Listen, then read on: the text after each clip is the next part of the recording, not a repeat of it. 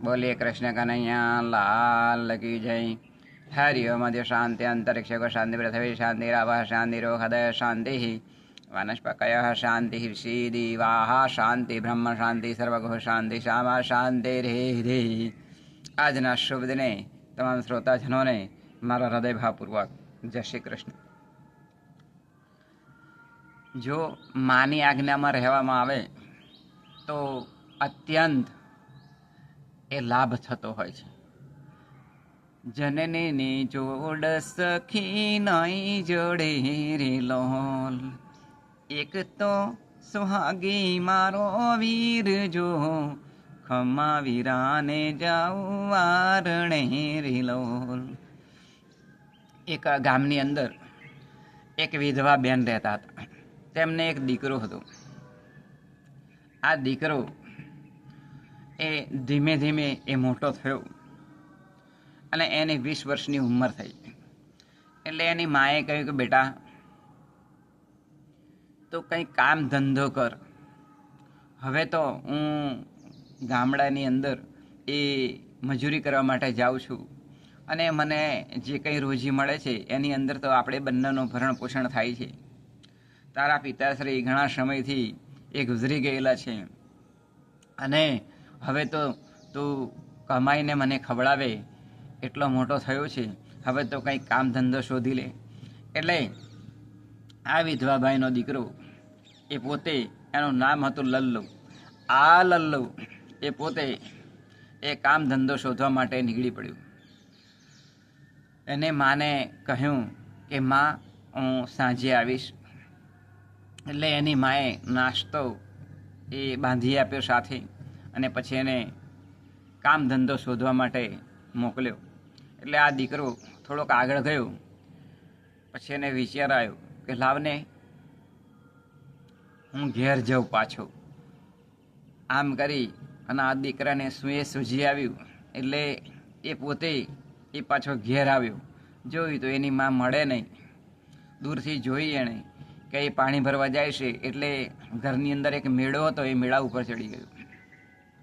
હવે આ બેઠો બેઠો એક થેલાની અંદર એની પાસે એક દોરો હતો। એ દોરાને કરે શું, એની માં એ સરસ એ નીચે લાડવા બનાવતી હતી। એટલે કેટલા લાડવા થયા એ ગણતો હતો। એટલે એની યાદ રહેતું ન હતું। એટલે એણે શું કર્યું, દોરાને ગોઠ મારી। એક લાડવો બનાવીને એની જ્યારે માં મૂકે ત્રાસકમાં, એટલે એક ગોઠ આમ કરતાં કરતાં એણે 20 ગોઠ વાળી।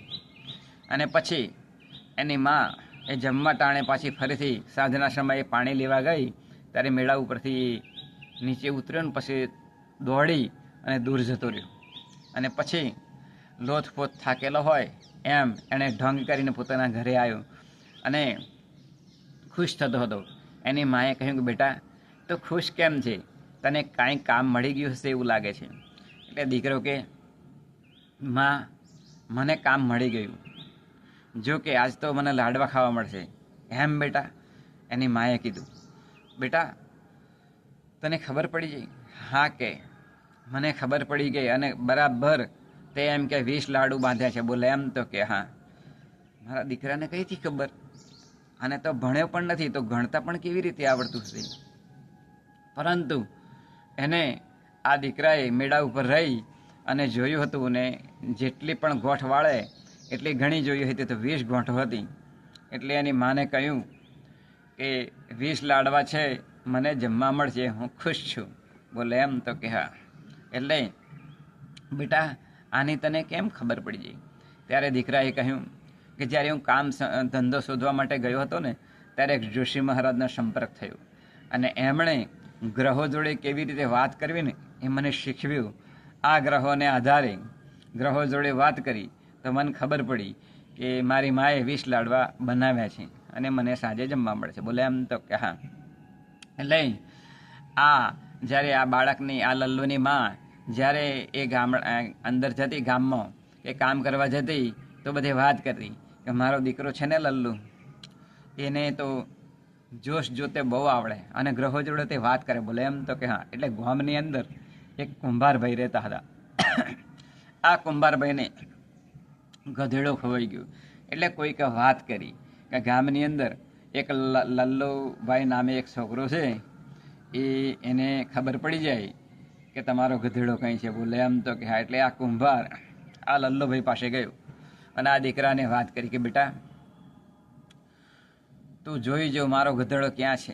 મને ગધેડો મળશે ને તો તમને 1 વર્ષ સુધી હું તમને માટલા ફ્રીમાં આપીશ. બોલે એમ તો કે હા. એટલે આ લલ્લુએ થોડા દાણા નાખ્યા અને પછી જોયું અને પછી કહ્યું કે જાઓ કાલે સવારે ગધેડો તમારા ઘેર આવી જશે. બોલે એમ તો કે હા. એટલે કુંભાર ખુશ થઈ ગયો અને પોતે ઘેર ગયું.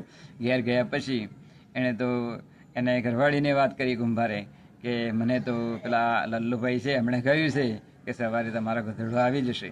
લલ્લુએ આખો દિવસ વિચાર કર્યો કે હવે ગધેડો લાવો કંઈથી.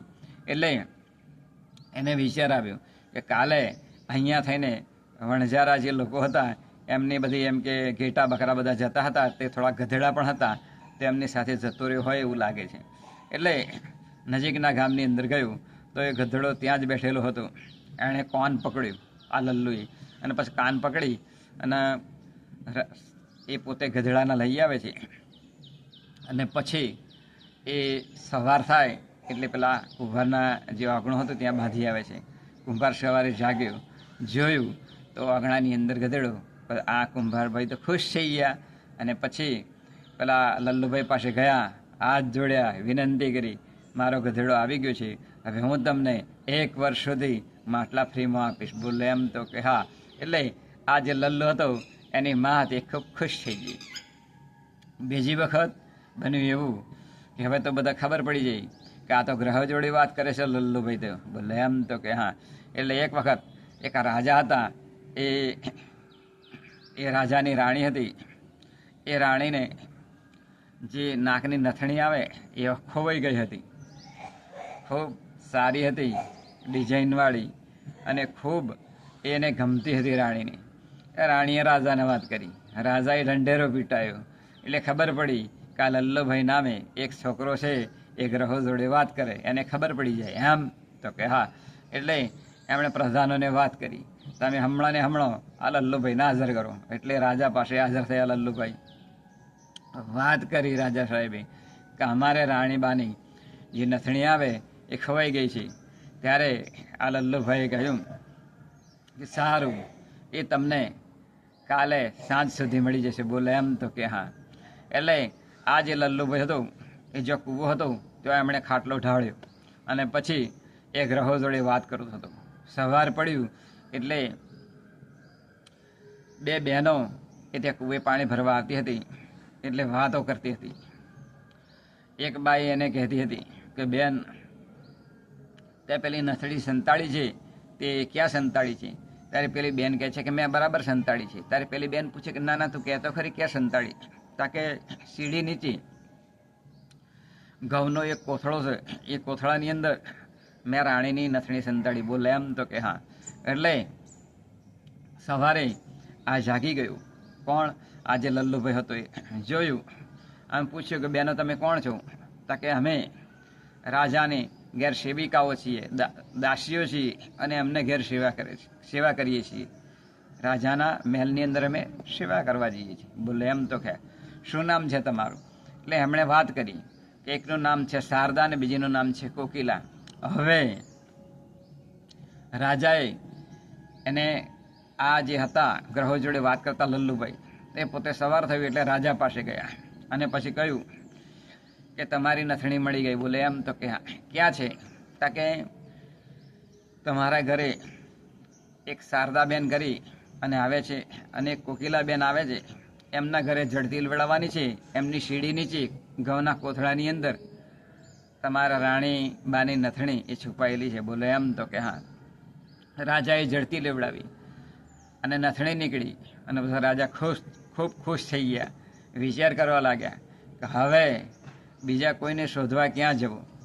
જો આવો છોકરો મારો જમાઈ હોય તો કેવું સારું, મારી દીકરીના લગ્ન આની જોડે કરીએ તો કેવું સારું. એટલે રાજાએ રાણીને વાત કરી. રાણી ખુશ થઈ ગઈ. એ ગ્રહો જોડે વાત કરે છે એ તો મૂર્તિઓ ખૂબ સારું કહેવાય કે એમને બધી ખબર પડી જાય. એટલે આપણે એમને જમાઈરાજ તરીકે સ્થાપના કરીએ, આખું રાજ એમને આપી દઈએ અને આપણી દીકરી એમને જોડે લગ્ન કરાવી દઈએ. એટલે વાત કરી, આ જે વિધવા બેન હતી એમને વાત કરી, આ લલ્લુભાઈના લગ્ન એ ખૂબ ધામધૂમથી થાય છે. અને રાજા ને કોઈ એમને કુંવર નહોતો, એક દીકરી એટલી હતી કુંવરી, એ પેલા લલ્લુભાઈને એ સમર્પિત કરે છે. આમ લલ્લુભાઈ ખૂબ ખુશ થઈ ગયા. જો માની આજ્ઞા એમણે પાડી તો એમને કન્યા પણ મળી, અઢળક ધન પણ મળ્યું અને આખું રાજ પણ મળ્યું. આ લલ્લુભાઈ પોતાના માતાના ચરણોની અંદર પગે લાગ્યા અને માને કહ્યું કે માં, જો તે દિવસ મને ના કહ્યું હોત કે તું ખૂબ મોટો થઈ ગયો છે, જ્યાં હવે કમાવા, તો હું ઘરની અંદરથી નીકળવાનો ન હતો. પરંતુ હું ઘરની અંદરથી બહાર નીકળ્યો તો ઘણું બધું અઢળક ધન કમાયું છે, સાથે સાથે મને મારા ધર્મપત્ની પણ મળ્યા છે.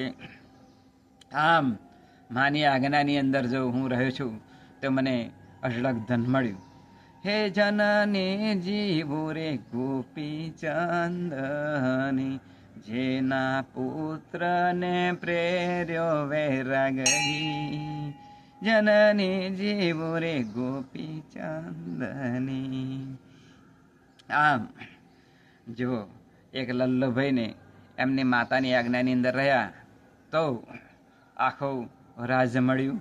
માટે આપણે પણ આપણા જીવનની અંદર માતા પિતાની આજ્ઞા એ માથે ચડાવીએ અને તેમને કહાગરા દીકરા તરીકે રહીએ તો અનંત અનંત ઘણું સુખ પ્રાપ્ત થાય, ધન પ્રાપ્ત થાય. એ જ આજના શબ્દ નિર્મળાસના બોલીએ કૃષ્ણ કનૈયા લાલ કી જય.